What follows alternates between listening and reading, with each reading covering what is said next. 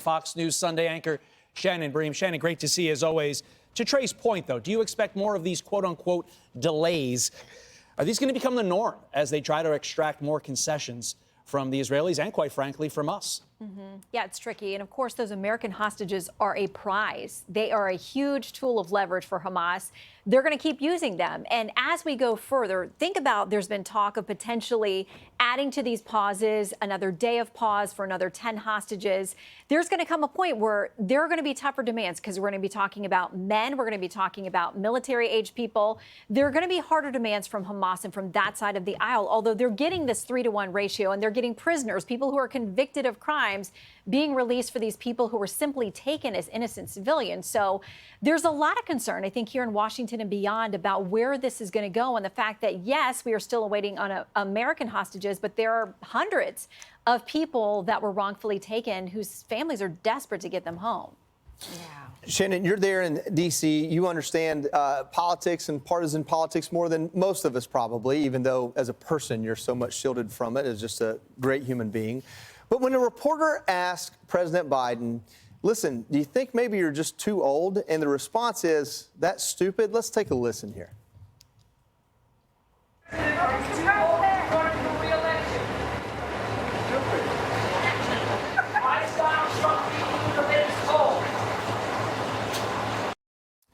I mean, even among the greatest decorum, is it wrong to ask, a question that most Americans have on their mind, that maybe he is getting too old? I mean, I remember a time when he campaigned and said he would be a one-term president, partially because of his age. Yeah, and those questions are coming from within his own party. It's not just the press corps. I mean, it's showing up in polling again and again that within the Democratic Party, a majority of people do think that he's too old for another term, and they'd like to see someone else. We've seen this again and again. You've got people now within his party that are challenging him publicly. You've got Congressman Dean Phillips, who, by the way, has announced he's not running for his seat again because he thinks this is such a big issue. He wants to take on the president head-to-head, full throttle in this presidential campaign. So if the president thinks it's a stupid question, he should tell the people within his own party who are asking it very publicly, some of them. There's also the point that just this very week, Shannon, the president's White House press team didn't think this was a stupid question because they drew attention to his age by incinerating a perfectly innocent birthday cake and making the point that he is old. So, I mean, it really doesn't make sense why then all of a sudden it's a stupid question when the guy from Fox, that of course being our own Lucas Tomlinson, asked the very same thing. You know what? I will say that our reporters, including Lucas, Peter, Jackie, I mean, they all kind of put a smile on the president's face. He at least acknowledges the questions from them. So I think they have an interesting relationship. And I think it's a question, again, it's not just Lucas asking it. It's a lot of folks across the country. You know, Shannon, there was a really interesting New York Times op-ed that came out that talked about how women in particular don't trust.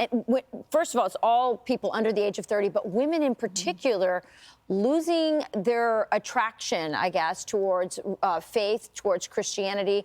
There was some speculation as to why. It says the relationship between Christianity and conservative politics may be related here. But mostly they say that just young women and young men are just becoming more liberal, and that might be part of it. What are your thoughts on this? Gosh, I think there's so many things at play. Potentially, there's this bigger idea that young people, and Americans more broadly, but it's more concentrated among young people, that they're losing faith in institutions as a whole. I mean, government agencies, churches, religious groups. I mean, they don't like things that are organized. I mean, they have a real question about whether it's serving them in any way. And think about young women have been told, listen, anything that's a traditional role or things that are tied to faith, they're going to hold you back. It's not in your best interest. I mean, that's a message they've been getting for decades now. And the fact is, when, there's a pastor or a priest that falls, when there's a very public scandal, I think that really hurts too. I mean, those of us who claim to be people of faith have to watch that we're not the ones that are leading people to be disappointed. And when people see those public scandals, I think that just adds to this whole mistrust of institutions that young people are really having that kind of crisis. What do you think will be the implications for our country if that trend continues? I worry about it because, listen, the things of this world, as we all know, because we report on this all day long, are really unstable. They're anything that you're going to chase after in this world is going to have a crumbling foundation at some point, whether it's a person, whether it's a job. I mean, there are only so many things in life that can bring you some kind of satisfaction. I think most of us know that the bonds of family and people that we love and having faith in a higher power that something is going to get better.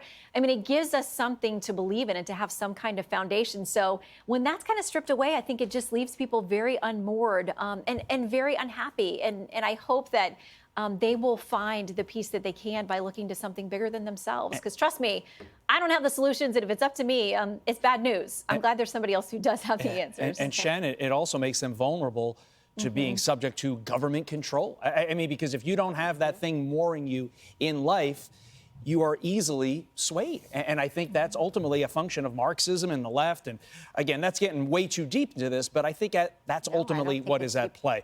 What is coming up today on Fox News Sunday? So obviously we're tracking, as you guys have been, to this next tranche of hostage releases. Jake Sullivan saying this morning that they do believe there'll be at least one American, they hope, in this group. We've got folks from both sides of the aisle, by the way, who both happen to be veterans, Senator Tom Cotton and also Congressman Jake Auchincloss, to talk to them about where we go forward in this, as there's funding fights now after Thanksgiving coming here, too, for Israel, Ukraine, the border, and beyond. We've also got Jared Bernstein. He's the chair of the National Economic Council.